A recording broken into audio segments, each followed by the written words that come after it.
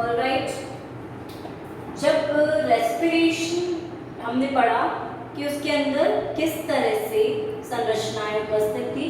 Respiratory tract जो था, मार्ग क्या था, श्वसन।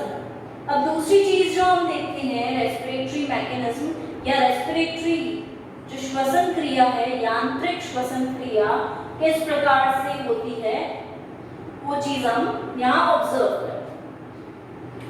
सबसे पहले अगर हम देखते हैं तो एक बार संरचना पर ध्यान देते हैं।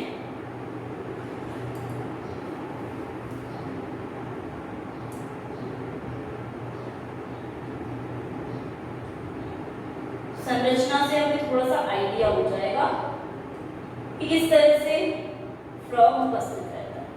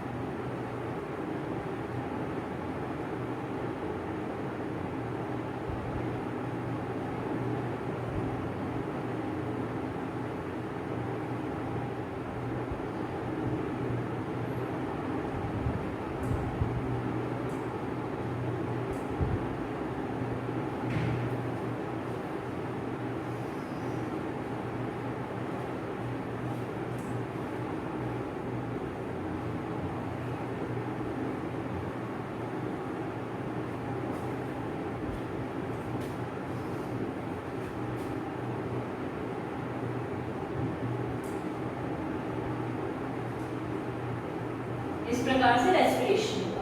अभी हम देख लेंगे वो किस प्रकार से होता है। सबसे पहले तो हम बोलते हैं कि फ्रॉग में हायोइड उपकरण या हायोइड अपैरेटस जो होता है वो स्थित रहता है, ठीक है।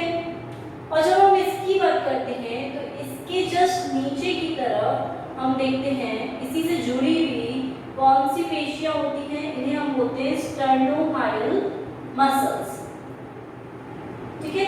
स्टर्नोहाइल पेशियां जो होती हैं ये इसी से जुड़ी रहती है, ठीक है। ये चीज हमें पता है।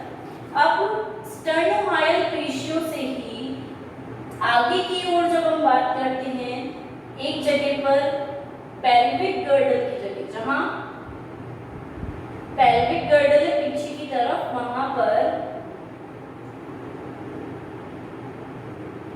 कोरिकोइड और क्लेविकल बोन्स से जुड़ी रहती हैं ये मसल्स। और इधर की तरफ जब हम देखेंगे तो हायोइड प्लेट होती है, उससे इनकी अटैचमेंट देखी जाती है स्टर्नोहाइल मसल्स, ठीक है। अब दूसरी चीज जो हमने बोली स्टर्नोहाइल है, इसका मतलब स्टर्नम से कुछ रिलेशन भी हो सकता है इसका, ठीक है। जब हम आगे की तरफ जाते हैं तो इन्हीं स्टर्नोहाइल पेशियों से दूसरी प्रकार की पेशियां जुड़ी रहती हैं जिनको हम बोलते हैं रेट्रोहाइल मसल्स। रेट्रोहाइल मसल्स या रेट्रोहाइल पेशियां, ठीक है, इस तरह से जुड़ी रहती है। अब हम ये बोल रहे हैं कि यहाँ पर 5 प्रकार की मसल बैंड्स उपस्थित रहते हैं, ठीक है। 5 मसल बैंड्स जो होते हैं, 5 मांसपेशियों की संरचनाएं उपस्थित रहती हैं, जो हम अगर इधर की तरफ बोलते हैं तो हायोइड प्लेट से जुड़ी रहती हैं, और अगर इधर की हम बात करते हैं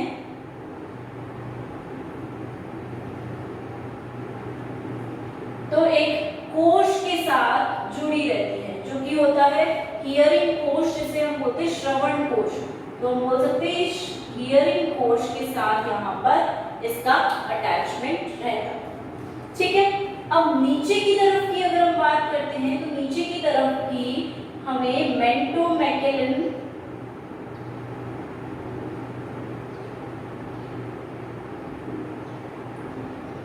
नाम की कार्टिलेज जैसी संरचना देखने को मिलती है, जिसे हम क्या बोल रहे हैं, मेंटो मैकेलियन। ये कार्टिलेज संरचना नीचे की तरफ हमें देखने को मिले, राइट।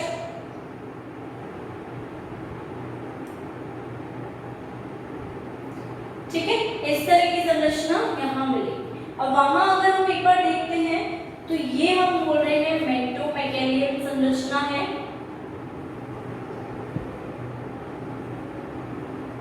ठीक है, हमने एक मसल्स की बात करी, वो ये वाली मसल्स हैं स्टर्नोहायल। ठीक है, और नीचे वाली मसल्स जो है वो है पेट्रोहायल। ठीक है, पेट्रोहायल मसल्स। ठीक है, अच्छा मैंने रेट्रो कर दिया, वो पेट्रो होगा। पेट्रोहायल मसल्स उपस्थित रहते हैं। तो एक चीज हमने क्या देखी कि संरचना में कि हायोइड अपैरेटस से नीचे की तरफ जाते हुए, तो हायोइड अपैरेटस के आगे की ओर क्या है, स्टर्नोहायल पेशियां हैं। ठीक है, और स्टर्नोहायल पेशियों से हम जाते हैं तो इनका अटैचमेंट दिखता है कोरिकोइड और क्लैविकल से। ठीक है, जो कि पेल्विक गर्डल की बोन्स हैं, और हायोइड प्लेट से भी इसका अटैचमेंट रहता है। अब हम बात करते हैं दूसरी मसल पेशियां जो होती हैं वो पेट्रोहायल प्रकार की होती हैं, और पेट्रोहायल प्रकार की मसल पेशियां भी यहाँ पर उपस्थित रहती है। तो इस तरह से ये दोनों मसल पेशियां यहाँ उपस्थित हैं। दूसरी चीज हमने देखी कि 5 मसल बैंड्स हैं यहाँ पर। तो एक तरफ तो वो श्रवण कोश जो होता है, हियरिंग सैक जो होता है जहाँ से सुनते हैं, वहां की तरफ जाते हैं ये, दूसरी तरफ हायोइड प्लेट से अटैच है। ठीक है, तो इस तरह से पूरी बॉडी को रेगुलेट करने में हेल्प करेंगे। आसानी से जब मसल्स पूरी शरीर में फैली हुई हैं मांसपेशियां, तो बॉडी में मूवमेंट जो होगा, जो चेंज होता है वो आसानी से हो पाएगा। और मेंटो मैकेलियन कार्टिलेज यहाँ पर उपस्थित। अब हम अगर क्रिया को देखते हैं तो हम क्या देखेंगे कि ये जो स्टर्नोहायल पेशियां हैं, इनमें क्या होगा, संकुचन होगा। ठीक है, पेशियों में ही होगा संकुचन। तो स्टर्नोहायल मसल्स में कॉन्ट्रैक्शन की क्रिया हो। अब इसी कॉन्ट्रैक्शन के कारण, ठीक है, क्योंकि यहाँ पर कॉन्ट्रैक्शन की क्रिया हो रही है, इस कॉन्ट्रैक्शन के कारण क्या होगा, माउथ तो बंद है लेकिन नीचे की तरफ इनका जो माउथ पोर्शन है वो नीचे की तरफ, मुख भित्ति जो होगी अंदर की तरफ, वो नीचे की तरफ जाएगी। ठीक है, जिसके कारण क्या होगा, जो एक्सटर्नल लेयर है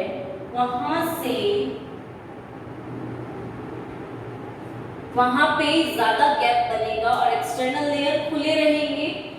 इसी के कारण, इन एक्सटर्नल लेयर्स के खुलने के कारण, खुली क्यों है, क्योंकि यहाँ पे कॉन्ट्रैक्शन हुआ है, नीचे की तरफ मूवमेंट हुआ है, मुख जो है, मुख भित्ति जो है, बकल फॉर्म जो है वो नीचे की तरफ गया है, तो उसके कारण क्या हुआ, एक्सटर्नल लेयर्स खुले, ओपन हुए। एक्सटर्नल लेयर्स खुले तो इनके द्वारा एयर अंदर जा रही है। ठीक है, एयर अंदर जाके कहाँ जाएगी, चैम्बर में जाएगी, कोश में जाएगी। ठीक है, जिसे हम एक्सटर्नल कोश बोल सकते हैं। और चैम्बर में जाने के बाद एयर इंटरनल लेयर्स के द्वारा अंदर आएगी मुख की तरफ। क्लियर है, इंटरनल लेयर्स के द्वारा अंदर आएगी मुख की तरफ, माउथ की तरफ। और अभी तक इस स्थिति तक क्या बंद है, जो ग्लॉटिस भाग है जहां से लंग्स की तरफ एंट्री है, वो वाला भाग अभी क्या है, बंद है, ग्लॉटिस अभी खुला नहीं है। ठीक है, तो ये चीज यहाँ पर होगी। दूसरी मसल्स जो है यहाँ पर क्या होगा, मेंटो मैकेलियन जो है, सेकेंड में हम बोल रहे हैं मेंटो मैकेलियन पे प्रेशर पड़ेगा, तो ये मेंटो मैकेलियन क्या करेगा, प्रेशर इंक्रीज करके एक्सटर्नल लेयर्स को बंद कर देगा,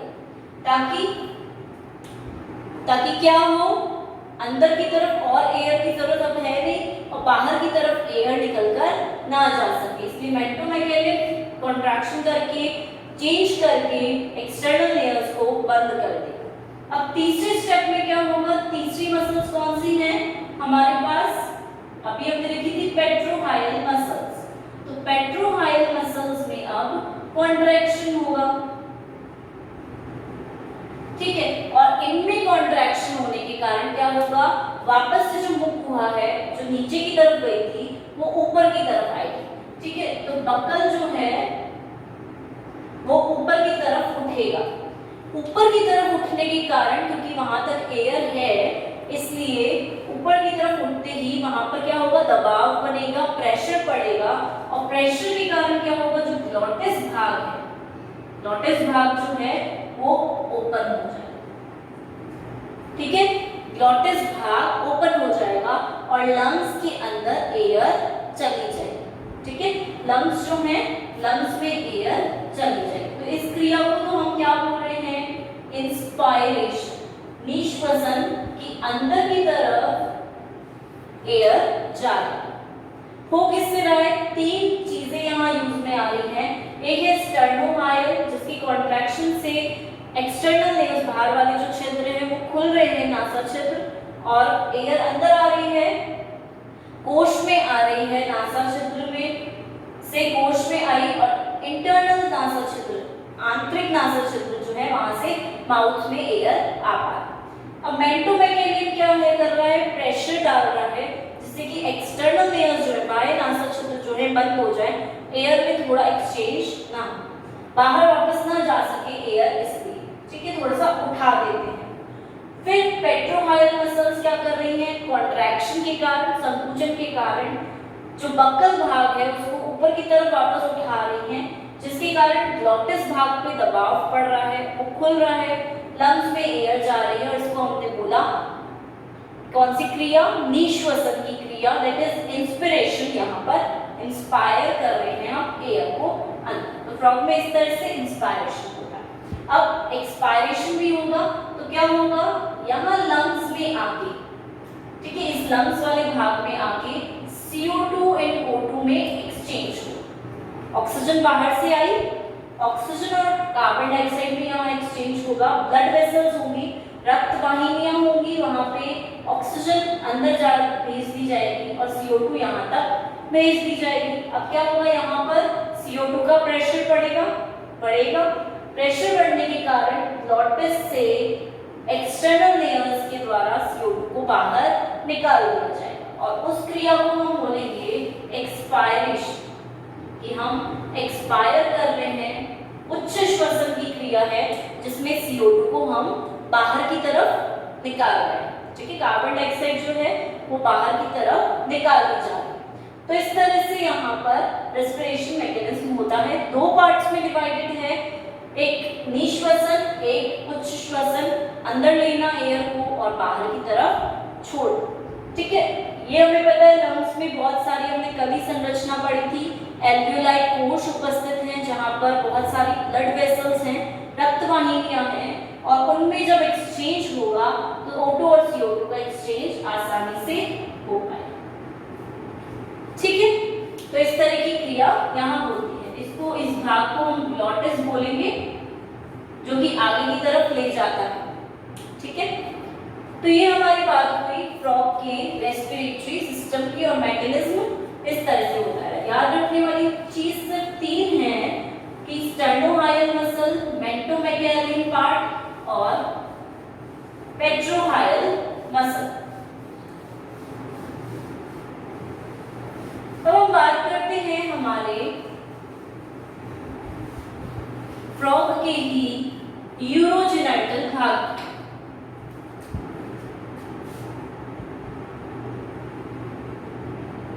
यूरोजेनाइटल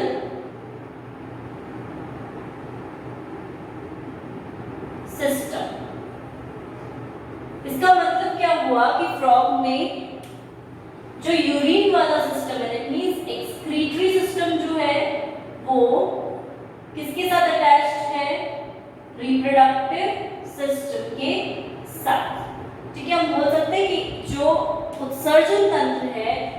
रिप्रोडक्टिव सिस्टम के साथ ही अटैच्ड है, इसलिए कई बार हम इसे यूरोजेनाइटल सिस्टम भी बोलते हैं। यूरो मींस यूरिन का बाहर, यूरिक एसिड का बाहर की तरफ स्राव है, ठीक है, उसका एक्सक्रीशन। तो एक्सक्रीटरी सिस्टम आ गया, उत्सर्जन तंत्र, और जेनाइटल मतलब जीन से रिलेटेड है, गोनाड्स से रिलेटेड है, ठीक है, जनक अंग से रिलेटेड है, इसलिए यहाँ पर जनन तंत्र भी आ गया, इसलिए हम इसको यूरोजेनाइटल सिस्टम कहते हैं। और ये मोस्ट प्रोबेबली हमें मेल्स में देखने को मिलता है, ठीक है, क्योंकि मेल्स में क्या होता है, यहीं से ही टेस्टिस उपस्थित होती है यहाँ पे, और जहां से यूरेटर आते हैं, ठीक है, यूरेटर जहां से एक्सक्रीटरी सब्सटेंस आते हैं, अवशेषी पदार्थ आते हैं, जिन्हें हम बोलते हैं नाइट्रोजनस सब्सटेंस। तो नाइट्रोजनी पदार्थ भी हमारे यूरेटर से ही आते हैं, और क्योंकि यहाँ पर किडनी के जस्ट ऊपर की तरफ टेस्टिस भी उपस्थित है, तो यहीं से ही स्पर्म का भी मूवमेंट होता है, ठीक है, दोनों एक ही जगह से आ रहे हैं, इसलिए मोस्ट प्रोबेबली हम बोलते हैं कि मेल्स में, नर में यूरोजेनाइटल सिस्टम कहलाता है, बाकी फीमेल्स में थोड़ा सा डिफरेंट होगा ये सिस्टम। ये चीज क्लियर है हमें? तो यूरोजेनाइटल सिस्टम की हम बात कर रहे हैं फ्रॉम। अब हम देख लेते हैं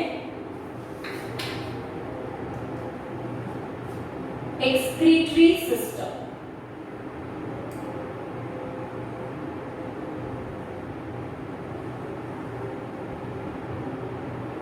राइट, पहली बात तो ये कि मेल्स और फीमेल्स जो होते हैं इनमें काफी इनमें विभेदन होता है, डिफरेंसेस होते हैं, ठीक है। हम बोलेंगे मेल्स जो होते हैं वो काफी छोटे होते हैं, स्मॉल होते हैं, तो हम मेल और फीमेल में आसानी से डिस्टिंग्विशन कर सकते हैं, ठीक है।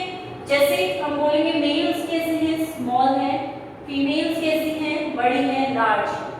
मेल्स में हम देखते हैं वोकल कॉर्ड उपस्थित रहते हैं, फीमेल्स में ये अनुपस्थित रहते हैं। तो आवाज जो होती है टर वाली वो मेल्स ही निकालते हैं। इस साउंड को हम क्रोकिंग साउंड भी बोलते हैं, ठीक है, क्रोकिंग साउंड।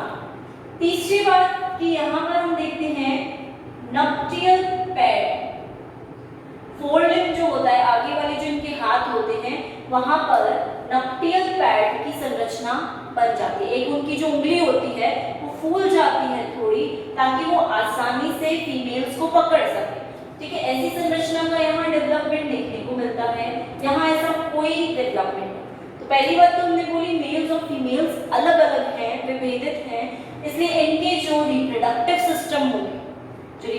सिस्टम होंगे इनके वो भी अलग अलग होंगे, ठीक है। जनन तंत्र जो होंगे वो अलग अलग प्रकार से होंगे, लेकिन इनका एक्सक्रीटरी सिस्टम ऑलमोस्ट सेम ही होता है। सिर्फ एक डिफरेंस होता है कि गोनाड्स, जनन अंग जो है वो अलग अलग हो सकते हैं, राइट। मेल और फीमेल्स के डिफरेंसेस हैं। चलो एक्सक्रीटरी सिस्टम की बात करते हैं। तो एक्सक्रीटरी सिस्टम कंप्राइज करता है 4 चीजों से, ठीक है। किडनी,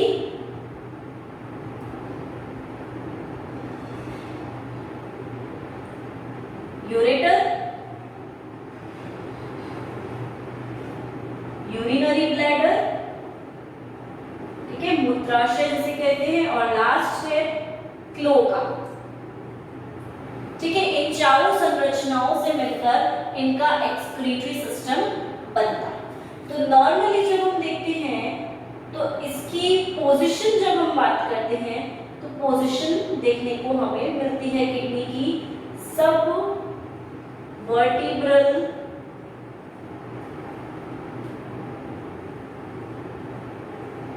लिम्फ साइनस में, ठीक है। इस साइनस के दोनों ओर किडनीज जो होती हैं वो उपस्थित रहती है।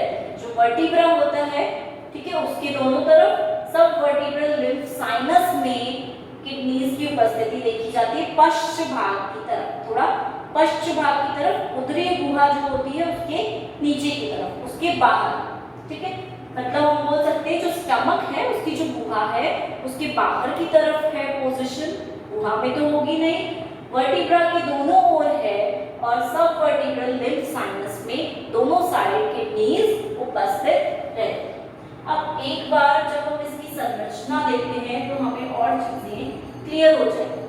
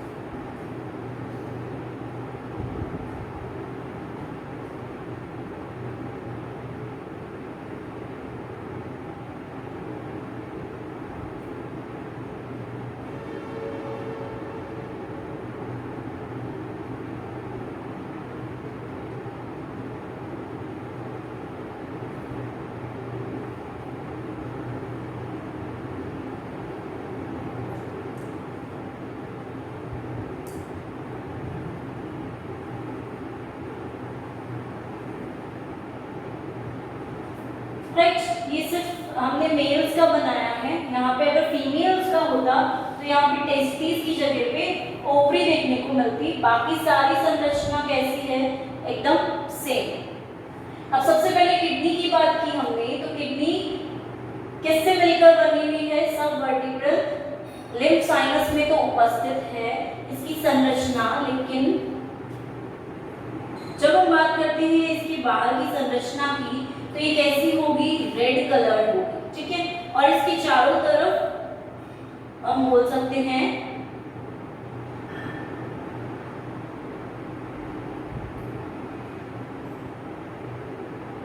एक कवरिंग होगी, एक लेयर इसके चारों तरफ उपस्थित रहेगी, जिसे हम प्लूरिटोनियल लेयर भी बोलते हैं, ठीक है। प्लूरिटोनियल लेयर इसके चारों तरफ उपस्थित रहती है।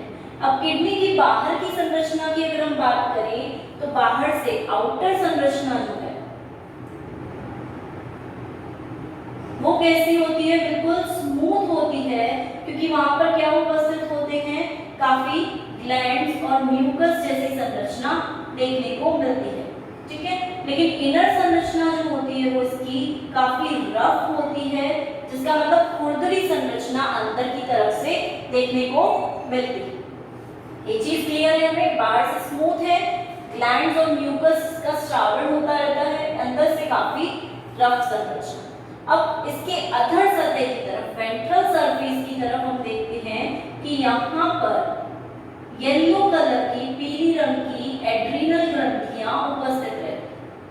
ठीक है, एड्रीनल ग्लैंड्स जो होते हैं इनमें देखे जाते हैं और ये ग्रंथियां एकदम बिल्कुल ट्यूब की संरचना में उपस्थित रहती हैं। हम देख रहे हैं नीचे की तरफ ट्यूब लाइक संरचना में ये व्यवस्थित रहते हैं। ठीक है, लेकिन इनके ऊपर सरफेस पर जो इनकी डॉर्सल सरफेस है, पृष्ठ सतह पर हम देखते हैं फैट बॉडीज उपस्थित रहती है, जो कैसी होती हैं, अंगुली समान संरचनाओं की होती है। जस्ट टॉप पर ऊपर की तरफ इनकी उपस्थिति देखी गई है, दोनों तरफ देखो प्रेजेंट है फैट बॉडी। और यहाँ पर क्या होता है, ये एक रिजर्व फूड की तरह, संचित भोज्य पदार्थ की तरह कार्य करती हैं, क्योंकि जिस भी भोज्य पदार्थ का संगठन करना होता है तो यहाँ पर संगठन आसानी से हो पाता है फैट बॉडीज के अंदर। इसलिए फैट बॉडीज में क्या बोल सकते हैं हम, स्टोर्ड या रिजर्व फूड रखा जाता है। ठीक है, ये चीज क्लियर है हमें। अब हम किडनी की, ये बोल दिया हमने नीचे क्या है, ऊपर क्या है, कैसी लेयर्स है, लेकिन किडनी की संरचना भी देखेंगे हम। तो किडनी जो है वो किस संरचना से मिलकर बनी हुई है, तो हम बोलते हैं इसके अंदर 2000 तक नेफ्रॉन्स जो होते हैं वो उपस्थित रहते हैं। ठीक है, 2000 नेफ्रॉन्स बिल्कुल कॉइल्ड फॉर्म में किडनी में उपस्थित रहते हैं। संयोजी ऊतक जो होता है, इसका कनेक्टिव टिश्यू जो होता है, उसके अंदर इनकी उपस्थिति देखी जाती है। और जब हम एक नेफ्रॉन की संरचना देखेंगे तो ऊपर की तरफ हमें क्या दिखता है, एक बोमन वलकुट, जिसे हम बोमन कैप्सूल कहते हैं, वो देखने को मिलता है। ठीक है, और इसी के जब हम नीचे की तरफ जाते हैं तो बोमन कैप्सूल के नीचे ग्लोमेरुलस भाग देखने को मिलता है, जहाँ पर काफी सारी वाहिनियां एक साथ इकट्ठी रहती हैं। तो बोमन कैप्सूल और नीचे की तरफ ग्लोमेरुलस भाग, ये दोनों भाग मिलकर क्या कहलाते हैं, रीनल कैप्सूल, रीनल वलकुट या फिर मेल्पिजियाई कैप्सूल।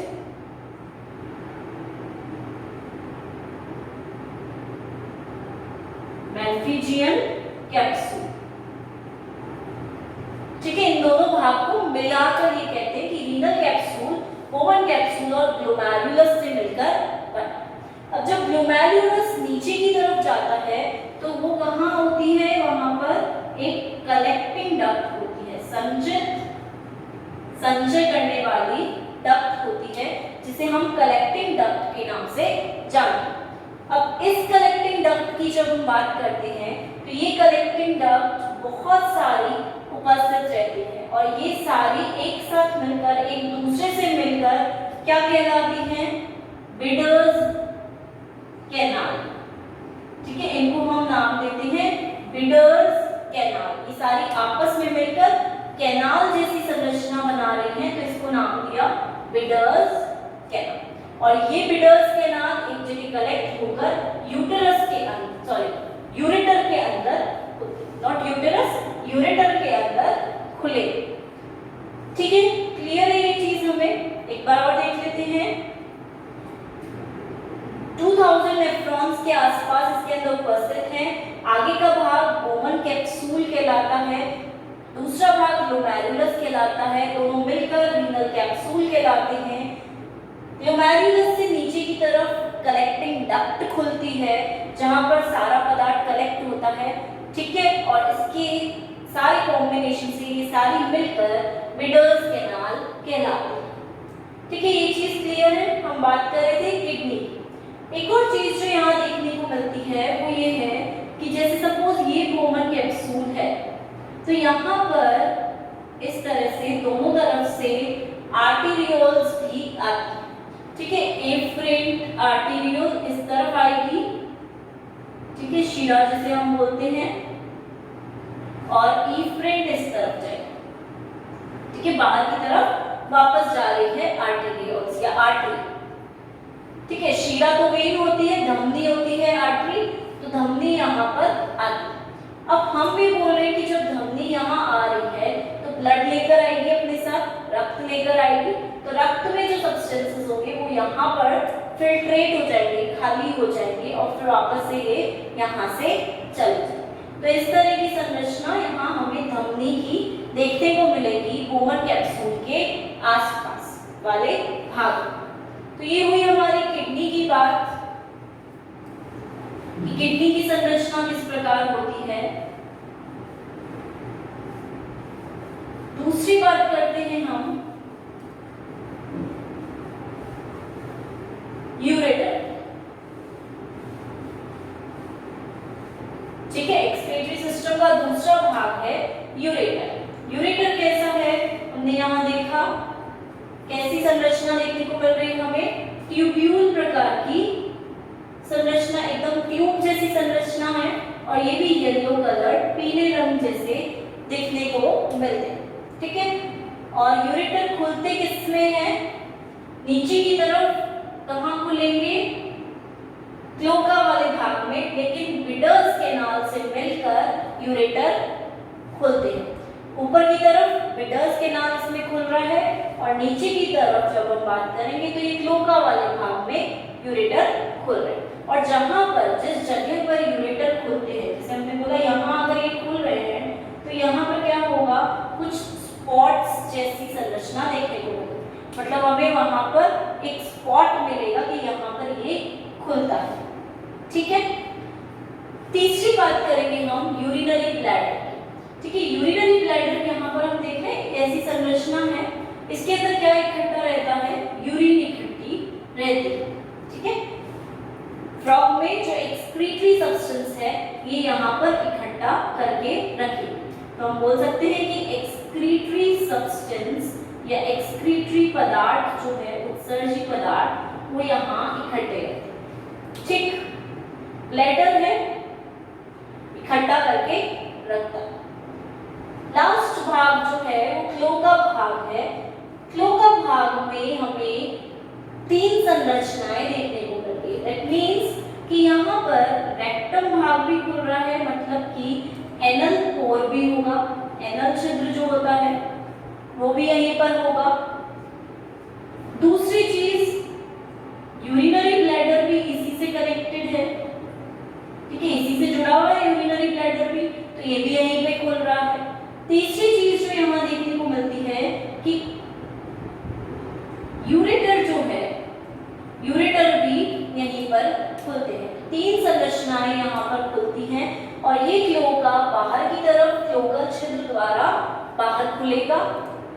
ठीक है, और यहाँ पर कुछ पेशियां उपस्थित होंगी जिन्हें हम अवरोधिनी स्फिंक्टर पेशियां बोलते हैं।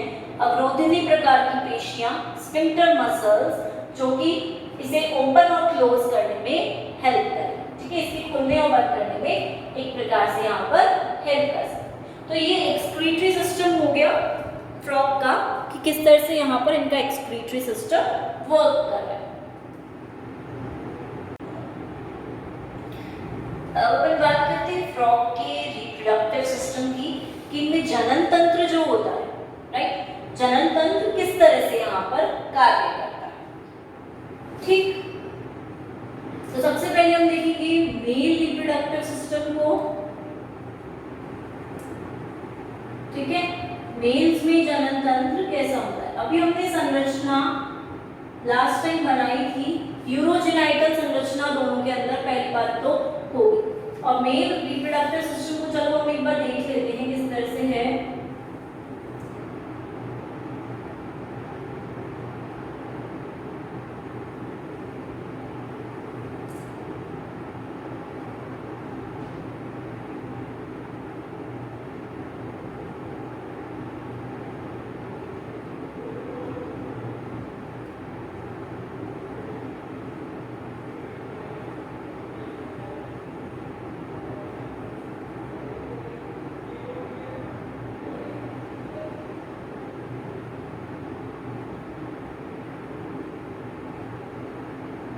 तरह की कुछ संरचना देखने को चलो मिल जाती है।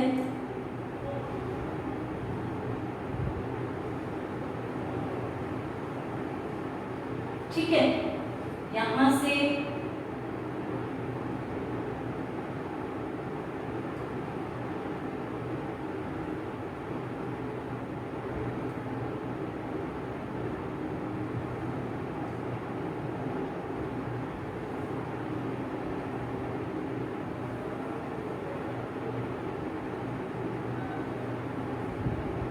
ये ग्लोबा भाग हो गया, ये रेक्टम भाग हो जाता है।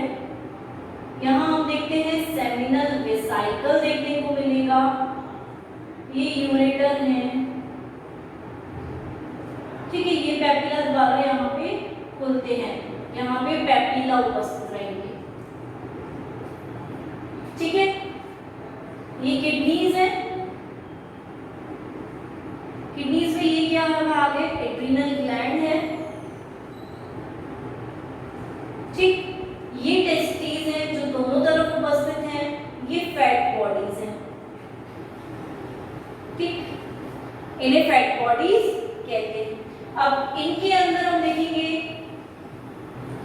सेमिनिफेरस ट्यूब्यूल्स उपस्थित रहेंगी।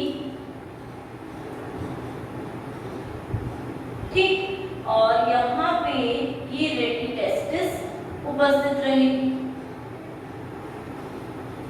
राइट, अब इन्हीं से वासा डिफरेंशिया खुलेंगे।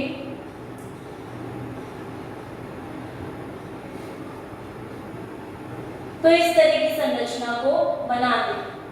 ठीक है, पहली बात तो ये, इनमें जो किडनीज थी वो मीजोनेफ्रिक प्रकार की थी। ये वीडर्स कैनाल था, विडरनाल। ठीक है, तो इनके अंदर जो किडनीज है मीजोनेफ्रिक प्रकार की थी, और वहां पर renal vein system, renal portal vein system भी उपस्थित था। हमने धमनियों का पढ़ा था, धमनियों के साथ साथ रीनल पोर्टल वेन सिस्टम भी था ही। ठीक है, जब आर्टरीज है तो वेन्स भी होंगी ही होंगी, शिराएं भी उपस्थित रहेंगी। अब मेल रिप्रोडक्टिव सिस्टम की सबसे पहले अगर हम बात करेंगे तो इसको हम 3 भागों में विभक्त करते हैं। सबसे पहला भाग होता है टेस्टिस। ठीक है, दूसरा भाग और तीसरा भाग भी अभी देखिए। सबसे पहले टेस्टिस की बात करेंगे। 1.25 सेंटीमीटर साइज की ये उपस्थित रहती हैं। कहाँ उपस्थित रहती हैं? किडनीज के जस्ट ऊपर की तरफ। ठीक है, उदरीय गुहा जो है उसके बाहर किडनी के ऊपर की तरफ ये उपस्थित रहती है। अब अगर हम बोले तो यहाँ पर पेरिटोनियम की, जो पेरिटोनियम होता है उसकी डबल लेयर उपस्थित रहती है, दोहरी परत पेरिटोनियम की यहाँ देखने को मिलेगी। ठीक है, और इसी के साथ यहाँ पर मेसोर्कियम लेयर अटैच रहेगी। ठीक है, क्योंकि टेस्टिस है तो यहाँ पर मेसोर्कियम लेयर पेरिटोनियम से ही अटैच रहती है, और इसी के कारण टेस्टिस यहाँ से अटैच, गोनाड से एक प्रकार के अटैच इसी से। अब क्योंकि ये कैसी होगी, येलो कलर्ड संरचना होगी, कुछ पीली रंग की संरचना होगी जो यहाँ पर देखने को मिलती है। दूसरी बात, इसके अंदर क्या होगा, स्पर्म का फॉर्मेशन होगा। तो वो जो प्रोसेस होगा उसको हम बोलते हैं शुक्राणु जनन या फिर स्पर्मेटोजेनेसिस। और क्योंकि हमने देखा कि यहाँ पर फैट बॉडीज भी उपस्थित है, तो फैट बॉडीज क्या करेंगी, 2 कार्य करती हैं। फैट बॉडीज जो है उनका 2 कार्य है। पहली बात तो कि ये जब शुक्राणु जनन क्रिया होता है, ठीक है, शुक्राणु का निर्माण होता है, उस समय पे पोषण प्रदान करती है, न्यूट्रिशन प्रदान करती है। ठीक है, इस क्रिया के लिए। दूसरी चीज, जब ये हाइबरनेशन करते हैं, ठीक है, हमने बोला विंटर्स में, सर्दियों में ये नीचे छुप जाते हैं, उस हाइबरनेशन के टाइम पे, ठीक है, विंटर स्लीप के टाइम पे भी फैट बॉडीज से न्यूट्रिशन ये आसानी से ले सकते हैं, जिसके कारण ये जीवित रह पाते हैं, सर्वाइव कर पाते हैं।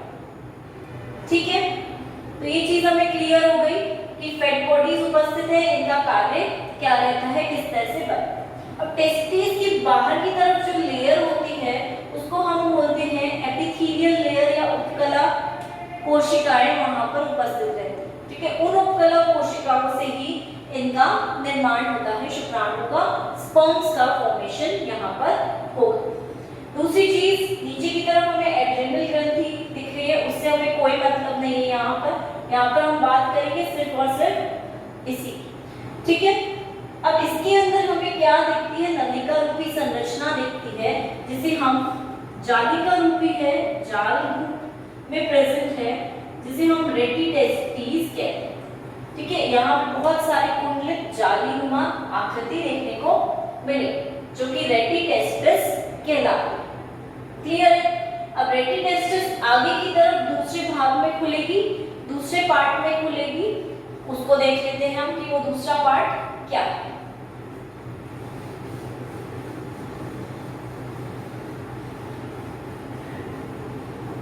टेस्टिस के बाद दूसरा पार्ट आता है वासा एफ्रेंशिया, ठीक। जब वासा एफ्रेंशिया की बात करते हैं तो ये खुल कैसे रही है, रेटिटेस्टिस से बाहर की तरफ, जो हमने पढ़ा था कि मेसोर्कियम लेयर है, ठीक है, अभी पढ़ी थी मेसोर्कियम लेयर परत, वहां से घूमते हुए बाहर की तरफ से वासा एफ्रेंशिया निकलती है, मतलब सारी रेटिटेस्टिस एक साथ कंबाइन होकर इसमें खुलेगी और वासा एफ्रेंशिया आगे जाकर हमारे किडनी से होते हुए नीचे जाती है, ठीक है।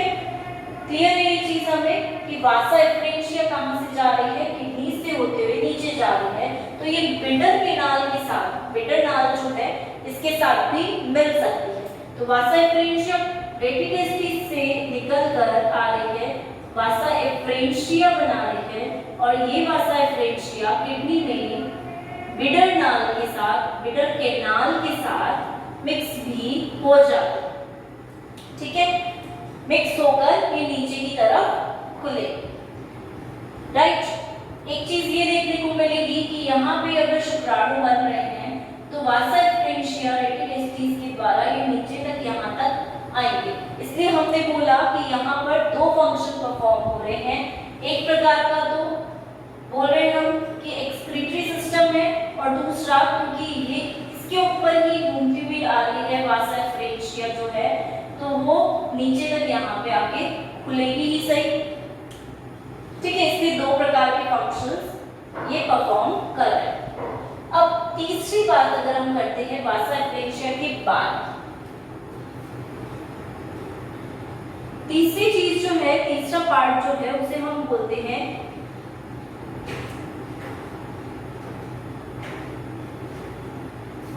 यूरिनोजेनाइटल डक्ट, ठीक है।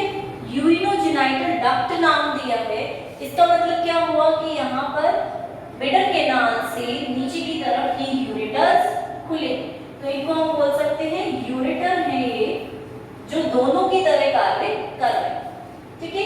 यहाँ से ये खुले। अब यहाँ हमने एक चीज देखी कि जस्ट किडनी के नीचे की तरफ ये फूले हुए पोर्शंस हैं जो कहलाते हैं सेमिनल वेसिकल, ठीक है। यहाँ पर आकर स्पर्म स्टोर हो जाता है और फिर बाद में रिलीज यहाँ से हो जाता है।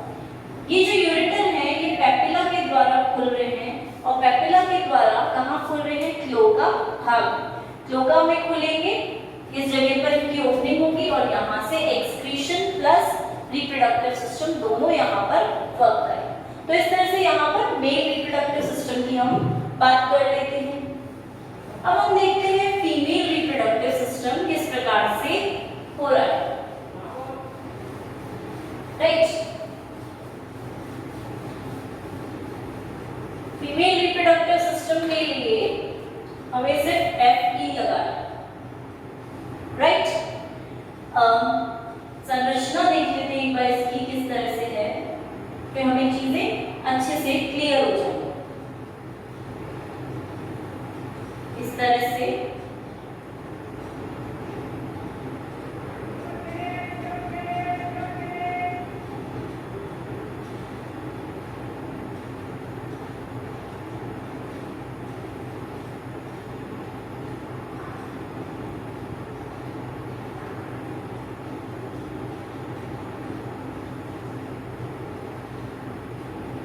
ये तो हुई यूरेटर, ये हुई रेक्टम भाग, ये हुआ यूरिनरी ब्लैडर,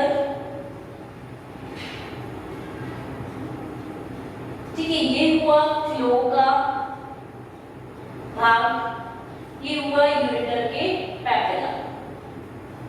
ठीक है, पैपिला नामक संरचना के द्वारा ही ये अंदर खुले। ये हुई किडनीज,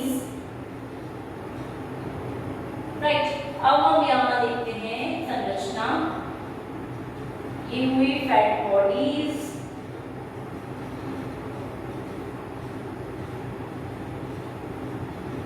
फैट बॉडीज।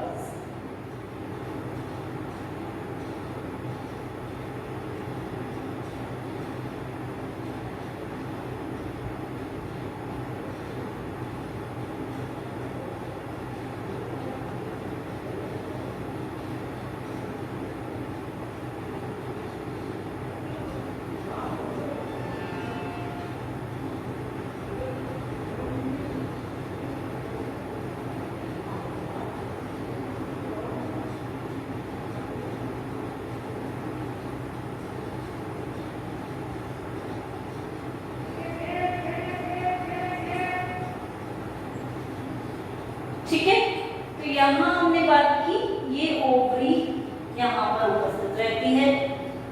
एक और संरचना जो देखने को मिलती है,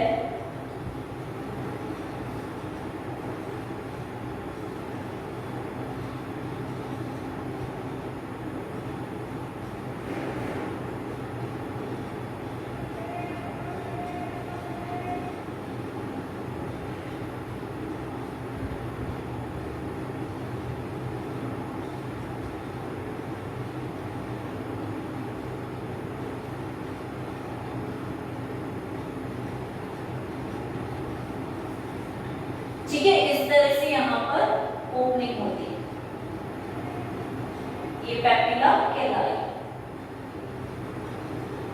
ठीक है, ये कहलाता है ऑस्टियम भाग और ये कहलाता है ओविडक्ट। मतलब ऐसा नहीं है कि एक तरफ होती है, दोनों तरफ होती है, ओवरी भी दोनों तरफ होती है, ये ओविडक्ट भी दोनों तरफ उपस्थित रहती है, पेयर में ही होती है हमेशा, राइट।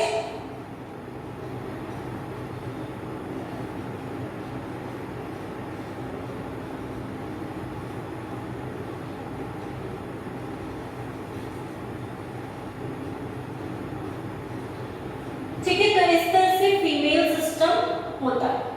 अब देख लेते हैं फीमेल के रिप्रोडक्टिव सिस्टम में, जनन तंत्र में किस तरह की संरचना हमें देखने को मिलती है। पहली बात तो ये सिस्टम दो भाग में ही विभक्त रहता है, ओवरी और ओविडक्ट वाले भाग।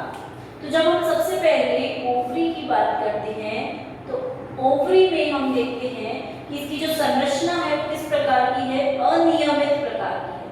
ठीक है, इररेगुलर प्रकार की संरचना यहाँ देखने को मिल रही है। देखो कुछ ऐसा कोई फिक्स नहीं है कि ओवल शेप का ही होगा, टेस्टिस में हमने देखा था ओवल शेप, तो इरेगुलर प्रकार की है, प्लस ब्राउन ब्लैक कलर की है, इसलिए हमने इसे यहाँ पे कलर किया। ठीक है, ब्राउन ब्लैक कलर की संरचना होती है, पूरे काले रंग जैसी संरचना होती है। उपस्थित कहाँ है, किडनी के ऊपर वाली जगह पर। ठीक है, यहाँ पर इसकी उपस्थिति। अब इसमें क्रिया कौन सी होती है, oogenesis की क्रिया होती है। ठीक है, जिससे ओवा बनते हैं। ठीक है, एग जिससे बनते हैं। और oogenesis की क्रिया कहाँ होगी, इसी के अंदर, इसके अंदर यहाँ पर बाहर की तरफ भित्ति उपस्थित होती है, जिसे हम क्या बोलते हैं, एपिथेलियल कोशिकाएं यहाँ पर रहेंगी, और एपिथेलियल कोशिकाओं से ही ओवा का निर्माण होगा, एग का निर्माण होगा। ठीक है, फॉर्म होगा। दूसरी चीज जो देखने को मिलती है यहाँ पर, कि यहाँ पर भी पेरिटोनियम की डबल लेयर उपस्थित रहती है।